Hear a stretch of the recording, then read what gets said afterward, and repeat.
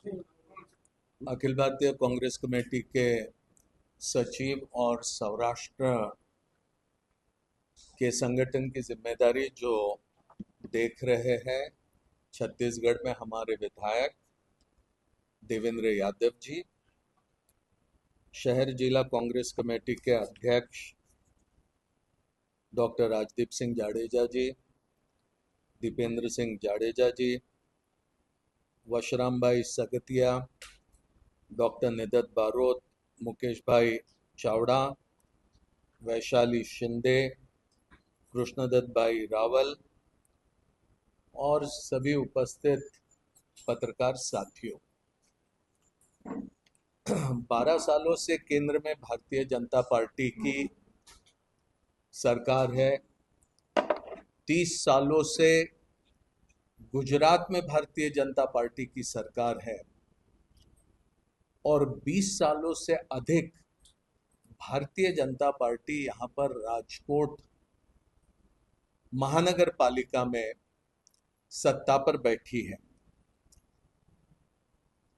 ये सभी होने के बाद भी आज राजकोट शहर में ही नहीं बल्कि पूरे गुजरात में यहाँ के लोग बुनियादी विकास की सुविधाओं से वंचित हैं। मिसाल के तौर पर अगर देखा जाए तो राजकोट शहर में ही पीने के पानी की भीषण समस्या है। लोगों को पर्याप्त पानी नहीं मिलता, लोगों को स्वच्छ पानी नहीं मिलता राजकोट जैसे शहर में। तो इससे यहाँ की स्थिति क्या है उसका एक अंदाजा लगता है। अवैध बांधकाम होता है, कंस्ट्रक्शन होता है, जिसमें ऐसे ऐसे भारतीय जनता पार्टी के वरिष्ठ नेता भी शामिल है कि जिनके बारे में सोचकर भी हैरत होती है कि ऐसा कैसा संभव है कि इतने बड़े बड़े नेता अतिक्रमण करते हुए अवैध कंस्ट्रक्शन के काम में पाए जाते हैं। और इसी के साथ साथ सीवेज वेस्ट मैनेजमेंट की बहुत बड़ी मात्रा में यहाँ पर कमी है। 40% से अधिक शहर यहाँ पर सेंट्रलाइज सुएज से जुड़ा हुआ नहीं है, ये स्थिति है। और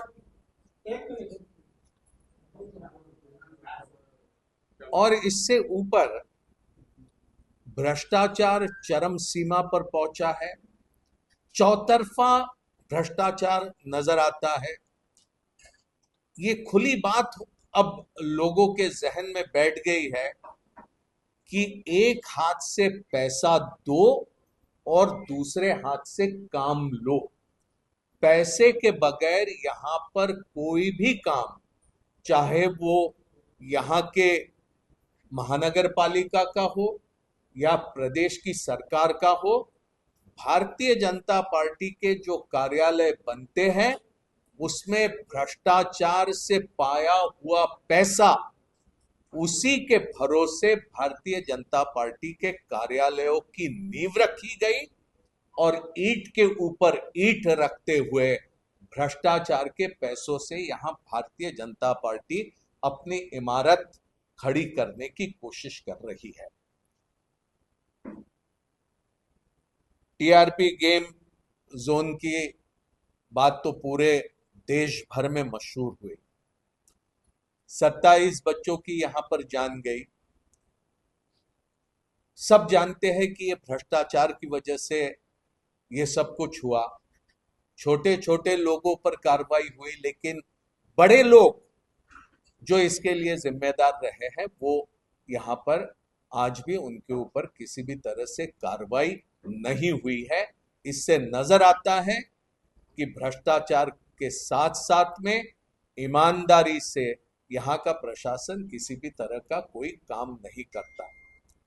पिछले दिनों में यहाँ स्थानीय स्वराज संस्थाओं के चुनाव का ऐलान हुआ। देश भर में आज लोकतंत्र बहुत ही पीड़ादायी स्थिति से गुजर रहा है। भारतीय संविधान में लोकतंत्र, संसदीय लोकतंत्र, ये हमारी देश की एक बुनियाद समझी गई है, ये बुनियादी उसूल है। लेकिन लोकतंत्र के सामने बहुत बड़ी चुनौती आज मुल्क में खड़ी हुई है। और यहां तक अगर मैं कहूं कि भारतीय जनता पार्टी और भारतीय जनता पार्टी के नेतृत्व से आज भारत के लोकतंत्र के सामने बहुत बड़ी चुनौती खड़ी है। ये स्थानीय स्वराज संस्था के चुनाव जो गुजरात में हो रहे हैं, उसमें करीब करीब 10,000 पदों का चुनाव होना है।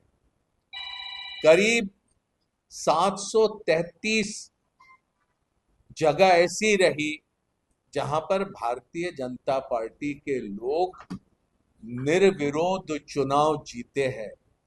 वो निर्विरोध चुनाव इसलिए नहीं जीते कि लोग उन्हें जिताना चाहते थे, वो इसलिए निर्विरोध चुनाव जीते हैं क्योंकि कहीं पर पैसों की लालच, कहीं पर डराना, कहीं पर धमकाना, जिस तरह से डकैती होती है उसी तरह से यहाँ के चुनाव में अपने लोगों को कामयाब करने के लिए एक राजनैतिक डकैती का हथियार इस्तेमाल करते हुए भारतीय जनता पार्टी ने ये पिछले दिनों में काम किया है। राजकोट शहर में भी इसी तरह से हो रहा था, लेकिन यहाँ के हमारे साथी पूरी मुस्तैदी के साथ आखिरी समय तक ध्यान देते रहे, इसीलिए यहाँ की स्थिति भिन्न रही। नहीं तो यहाँ पर भी भारतीय जनता पार्टी डकैती डालने की स्थिति में बनी हुई थी, ये पूरे शहर को अच्छी तरह से पता है। हमने लोगों से यहाँ पर वादा किया है, यहाँ पे बुनियादी सुविधाएं हम लोगों को प्राप्त करके देंगे अगर लोगों के विश्वास के भरोसे हम कल महानगर पालिका में अगर कामयाब होते हैं तो। हमने कहा है कि पहली हमारी प्राथमिकता रहेगी कि पीने के पानी की समस्या हम हल करें। दूसरी हमारी ये प्राथमिकता रहेगी कि 70 स्क्वायर यार्ड से जो मकान कम है, ऐसे तमाम मकानों को हम किसी भी तरह का कोई टैक्स वसूल नहीं करेंगे। हम यहाँ पर हर जोन में 18 ऐसी जगह चिन्हित करेंगे जहां पर बच्चों के लिए इंग्लिश मीडियम की स्कूल्स खोलेंगे। हम ऐसी भी सुविधाएं यहाँ पर छात्रों को उपलब्ध करा देंगे ताकि राष्ट्रीय स्तर पर और राज्य स्तर पर जो कॉम्पिटिटिव एग्जाम होती है उसमें वो अच्छी तरह से उसमें इम्तिहान दे सके। और यहाँ पर महिलाओं के लिए हम शहर में हम परिवहन में पूरी तरह से मुफ्त सुविधा यहाँ पर उपलब्ध करा देंगे। ये हमारी प्राथमिकता रहेंगी और पहली स्टैंडिंग कमेटी की बैठक होगी, उसमें हमारी ये जो प्राथमिकता है वो प्राथमिकताओं के ऊपर पूरी तरह से फैसला करने का हमने सोचा है। 16, 17 और 18 तारीख को विशेष अधिवेशन संसद का हाल ही में हुआ, यह आप अच्छी तरह से जानते हैं। एक नया तरीका निकालकर भारत के प्रधानमंत्री नरेंद्र मोदी जी ने लोगों को गुमराह करने की कोशिश शुरू की। उसके बाद जब संसद में संविधान संशोधन मंजूर नहीं हुआ तो प्रधानमंत्री ने राष्ट्र के नाम से संदेश दिया, लेकिन उनका संदेश जो 29 मिनट का था, 58 बार उसमें कांग्रेस का जाप उन्होंने किया, कांग्रेस के ऊपर और विभिन्न राजनीतिक दलों के ऊपर आरोप लगाने की कोशिश करी कि विपक्ष ने महिला आरक्षण का संविधान संशोधन मंजूर नहीं किया और देश उन्हें माफ नहीं करेगा। उनका उद्बोधन सुनने के बाद साफ तौर पर हम कह सकते हैं कि वो नरेंद्र मोदी जी तो बोल रहे थे लेकिन प्रधानमंत्री की हैसियत से नहीं बोल रहे थे, वो भारतीय जनता पार्टी के एक नेता के हैसियत से बोल रहे थे। वो लोगों को गुमराह कर रहे थे, लोगों के आंखों में धूल झोंकने का काम कर रहे थे। जो संसद में संशोधन विधेयक नामंजूर हुआ वो महिला आरक्षण से संबंधित नहीं था। जो कहा जा रहा है भारतीय जनता पार्टी से वो गलत है, वो फरेब है, वो झूठ है। महिला आरक्षण विधानसभा और लोकसभा में दिलाने के लिए 22 सितंबर 2023 को संसद ने संविधान संशोधन मंजूर किया, ये सारा देश जानता है। 16, 17, 18 अप्रैल 2026 को संसद में महिला आरक्षण का विषय नहीं था, वो परिसीमन का विषय था। और परिसीमन भी जो अभिप्रेत 2023 के विधेयक में था वो इस तरह था कि अगला सेंसस उसके ऊपर परिसीमन ये संसद ने मंजूर किया था। लेकिन इस बार मोदी सरकार ने परिसीमन 2011 के सेंसस पर होगा इस तरह का विधेयक वो लेकर आए थे। क्या बात करते हैं भारतीय जनता पार्टी वाले, नरेंद्र मोदी जी क्या बात कर रहे हैं? महिलाओं के हक की जिम्मेदारी लेना चाहते हैं। महिलाओं के हक से भारतीय जनता पार्टी मीलों दूर है। क्या देश नहीं जानता? 1925 में राष्ट्रीय स्वयंसेवक संघ का गठन हुआ।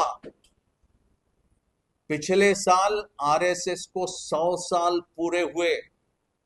आरएसएस का सरसंघ चालक कोई महिला तो 100 साल में बनी नहीं, लेकिन आरएसएस का एक साधारण स्वयंसेवक भी ये महिला आज तक नहीं बनी।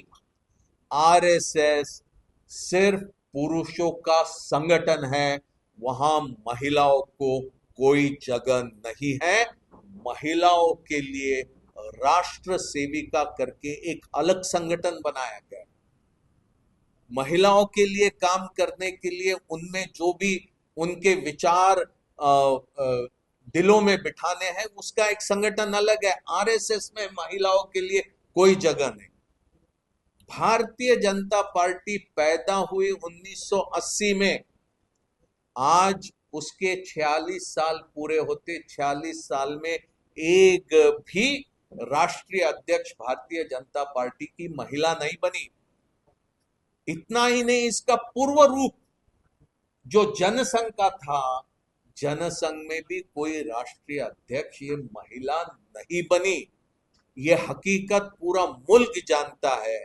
और इसलिए अगर भारतीय जनता पार्टी अगर ये कहती है कि हम महिलाओं के अधिकारों के लिए लड़ते हैं या हम कोशिश कर रहे हैं, वो गलत है, वो गुमराह करने की कोशिश है।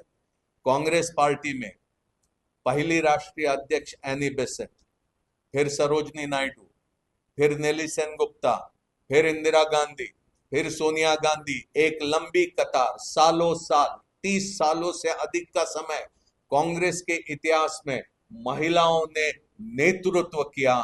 और महिलाओं को कांग्रेस पार्टी ने आज नहीं, जब भारत का संविधान बन रहा था तो भारत के संविधान में पहले दिन से अगर पुरुषों को मतदान का अधिकार दिया गया तो उसी के साथ महिलाओं को भी मतदान का अधिकार दिया गया, बराबरी का। और ये सिर्फ स्वाधीन भारत में नहीं, जिसका संविधान बाबा साहब अंबेडकर ने बनाया, इससे पूर्व 1931 में मोतीलाल नेहरू कमेटी रिपोर्ट जो 1928 में बनी थी, कराची का अधिवेशन जो सरदार पटेल जी की अध्यक्षता में हुई, उसमें हमारे बुनियादी उसूलों को मंजूर किया गया, जिसमें महिलाओं को बराबरी का हक देने की बात कही गई थी। मुझे पूरा भरोसा है कि जिस लगन के साथ, जिस ईमानदारी के साथ आज कांग्रेस पार्टी गुजरात में, यहाँ राजकोट शहर में, ग्रामीण में तमाम हमारे साथी जो चुनाव के पूरे संचालन में लगे हैं, मुझे विश्वास है कि गुजरात की जनता हमें अपना समर्थन देंगी। और हमारे प्रत्याशियों को भारी मात्रा में कामयाब करेगी। यहां पर जब वोटों की गिनती होगी तो चौंकाने वाले नतीजे आएंगे। गुजरात में नहीं, पूरे मुल्क में संदेश आ जाएगा कि भारतीय जनता पार्टी गुजरात में परास्त हुई। भारतीय जनता पार्टी को गुजरात की जनता ने शिकस्त दी।